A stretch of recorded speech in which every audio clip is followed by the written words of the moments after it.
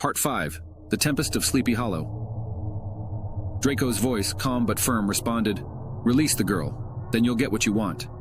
Elara smirked. "Very well." With a wave of her hand, Tanda's bonds loosened. As Tanda began moving towards her family, Elara demanded, "The book." Lysandra, holding the Book of Shadows, began to approach, but just as the exchange was about to happen, a blinding light filled the cavern. The ground shook violently. When the dust settled, the Book of Shadows lay on the ground, but Lysandra and her family were gone, leaving Elara fuming in disbelief. Outside the cavern, hidden behind powerful invisibility cloaks, the family reunited. Tanda, shaken but unharmed, hugged her sister tightly. "We did it," Naraya whispered. Draco smiled. "That we did, but we must prepare. Elara won't stop." Lysandra nodded. "True, but now we have something she doesn't. Unity, love, and unmatched power." As they began their journey home, the details of their plan remained a mystery, setting the stage for the next face-off with Elara.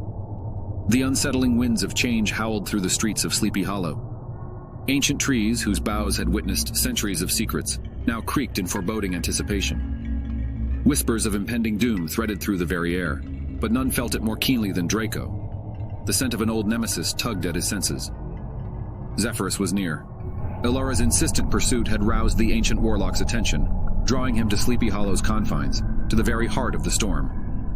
But none, save for Draco, knew of the lurking danger that was Zephyrus. In the safe confines of their home, Lysandra, Naraya, and Tanda stood with Draco, preparing for Elara's assault.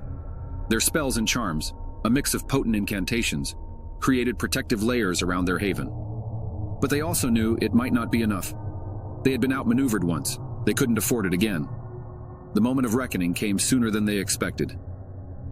At dusk, as twilight painted the horizon in hues of indigo and crimson, a sudden stillness blanketed the town. Not a whisper of wind, not a chirp of a cricket.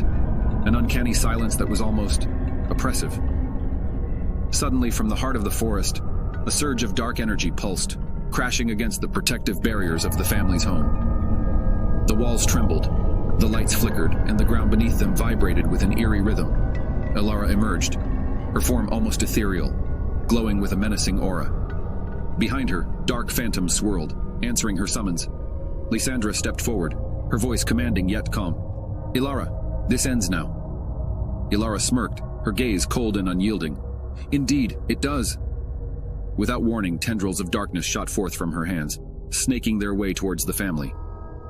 Draco reacted instantly, erecting a shimmering shield that repelled the assault. But Elara's attack was relentless. Waves of energy, imbued with malevolent intent, battered against their defenses. The very air was thick with electricity, making it hard to breathe. Naraya, channeling her power, sent a cascade of lightning bolts toward Elara, but they merely danced around her, not leaving a mark. Tanda, despite her limited knowledge, tried to aid her family, drawing upon the raw, nascent power within her to destabilize Elara's phantoms. Draco, drawing deep from his wellspring of power, clashed directly with Elara. Flames met shadows, earth quaked against wind, and water clashed with fire. Their battle was a dance of ancient magics, painting the night with bursts of light and darkness. Yet despite their combined strength, something was amiss. Elara, once a mere apprentice of Lysandra, now seemed invincible. Her power was unfathomable, unmatched, and unyielding. How had she grown so formidable in such a short time? As the battle raged on, Lysandra, the ever-perceptive matriarch, noticed something. Elara's eyes, once a bright shade of green, now pulsed with a deep crimson hue, a sign of someone under the influence of another's power. But who? Shouts from Naraya drew Lysandra's attention back to the fray. Elara, channeling a dark vortex, began to pull everything into it. Trees, debris, and energy.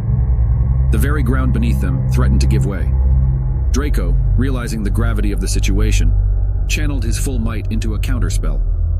A radiant beam of pure energy erupted from him, clashing with Elara's vortex. The impact was deafening, and a shockwave knocked everyone off their feet. In the aftermath, the family regrouped, battered but unbroken. Their haven was a scene of utter chaos, uprooted trees, scorched earth, and a sky still echoing with the remnants of their clash. Elara stood at the edge of the forest, her form wavering, but her resolve unbroken. She shot them a look of pure hatred, then disappeared into the shadows from whence she came,